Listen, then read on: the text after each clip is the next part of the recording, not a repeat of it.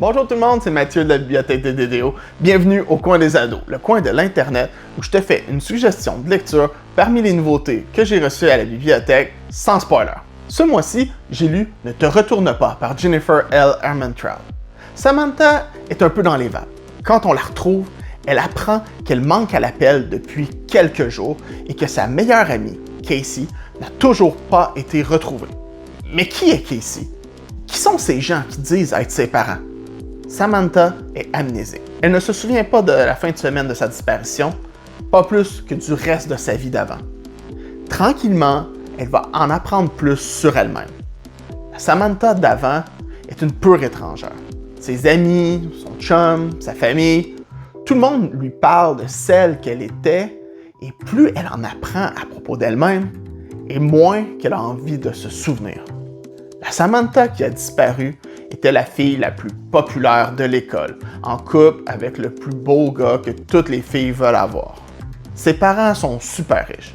Elle est belle, elle réussit bien à l'école et elle obtient tout ce qu'elle veut. Mais elle était aussi hautaine, terriblement superficielle et méchante. C'était la terreur de l'école. Personne n'osait lui tenir tête parce qu'elle allait leur ruiner la vie. Il n'y a que Casey qui pouvait rivaliser avec elle. Les deux, ensemble, avaient une amitié qu'on peut juste qualifier de toxique, qui fait ressortir les pires côtés de l'une et de l'autre. Certaines personnes commencent à douter de son amnésie. La police en haut de liste.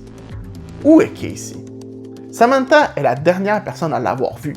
L'amnésie est une belle excuse pour ne pas répondre aux questions. Plus le temps passe, plus la pression monte.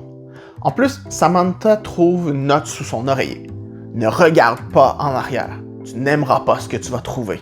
Clairement, quelqu'un sait ce qui leur est arrivé cette fameuse nuit. Mais qui et qu'est-ce qu'il a à cacher? La prémisse ressemble beaucoup au livre Last Weekend de Cara Thomas que je vous ai suggéré à l'épisode 10. Le lien est dans la description. Mais vraiment, c'est là que les ressemblances s'arrêtent. À part l'amnésie et la disparition de la meilleure amie, le reste est très différent. L'histoire est un thriller d'enquête, mais c'est très orienté sur la vie de Samantha à l'école et la romance a beaucoup de place dans le récit. Autant parfois on a l'impression de lire un chick lit à l'eau de rose, parfois on se retrouve dans des moments intenses avec des révélations par-dessus des révélations. J'ai été captivé jusqu'à la fin. Le livre fait un bon travail pour nous garder accrochés et nous laisser nous faire nos propres théories sur ce qui s'est passé. La critique sociale dans le livre est aussi intéressante.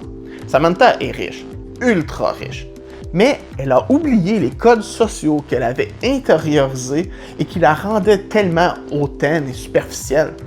C'est comme si elle voit maintenant le monde avec des yeux nouveaux et ça l'amène à porter un regard critique sur la relation qu'elle avait avec le statut social et l'argent. Ses valeurs sont complètement chamboulées. Et si le livre Ne te retourne pas par Jennifer L. Armentrout t'intéresse, rends-toi dès maintenant sur le site web de la bibliothèque pour le réserver. Il est aussi disponible sur prénuméré.